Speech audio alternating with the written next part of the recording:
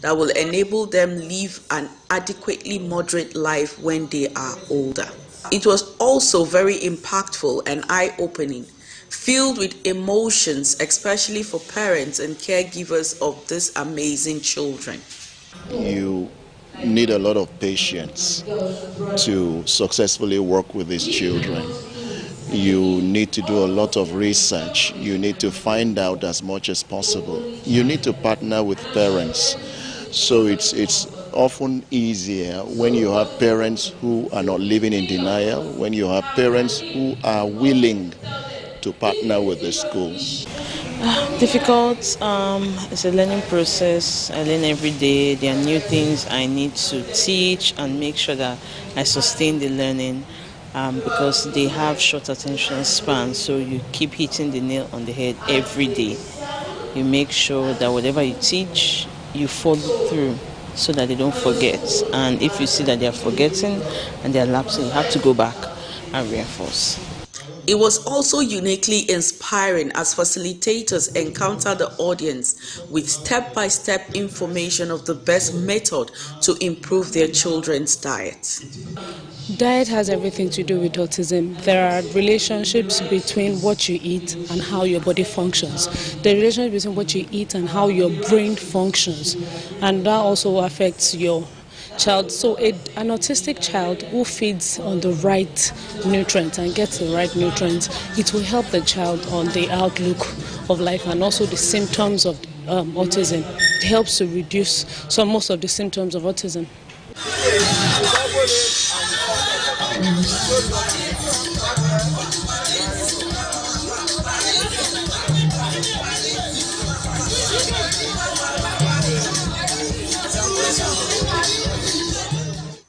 Some students of special education from Veritas University were also part of the World Autism Day celebration.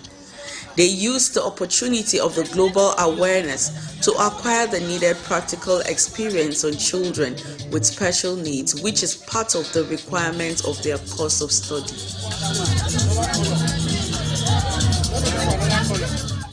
They were involved in the practical training of the children. As a future teacher, I need to interact with special children, to observe them, to know how they behave, understand the reason they behave their way, so that in future I can know how to teach them, for them to understand what I'm going to teach. Some of them, they have interest in drawing. In Nigeria now, drawing people make money from drawing. You can draw human beings and many things and flowers. I see them that in future they will be able to learn more about this work of art. Require a lot of patience. You need a lot of endurance. You also need quite some experience to be able to handle children of this sort. So that is what it takes. And it takes a large heart to accommodate them. Because once you can accommodate them, then you can teach them. If you can't accommodate them, you can't teach them. And that is part of what we want our students to acquire. These special children have gifts.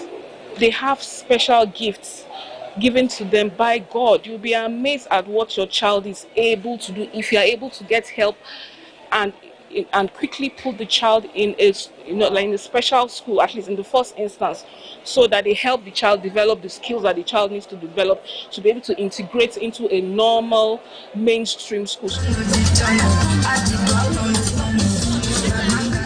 During the interaction with the autistic children, Jaden was singled out for his high display of skills and talent in painting.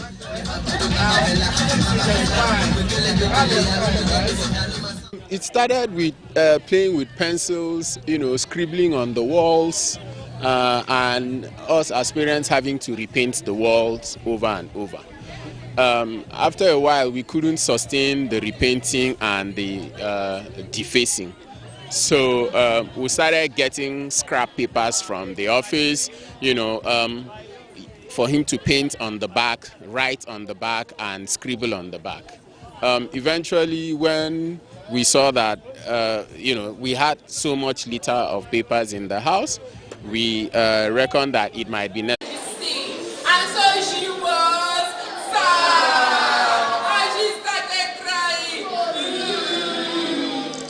As part of the World Autism Day, a A solo art exhibition was organized by Kainya Chukwu Tagbo Okeke, a young creative painting artist whose works has graced the walls of several galleries and museums in Nigeria, Europe, and other parts of Africa in the last few years. He is 12 years old and autistic. Kanye titled all the works, but some of the works don't have any title at all. He has names of some of his paintings that are names from cartoon characters. We give it the name. It's possibly what he's seeing, it's what he's telling us. Art is defined by you. It's a personal thing from person to person. That's what we have to discover, because even myself, my family, we are not really into the arts.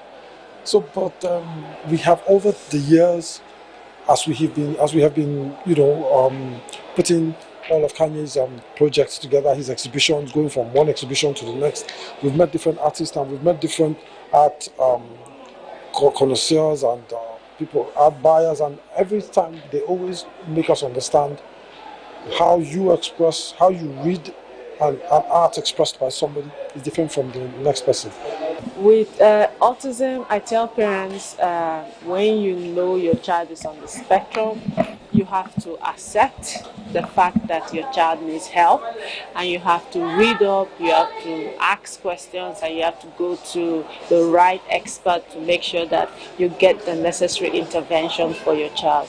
And then no matter what, no matter how bleak it looks, never give up. Just continue doing what you're doing. That's it. Children with autism syndrome disorder struggle through life with a lot of the abilities that all humans need to do a lot of regular daily tasks.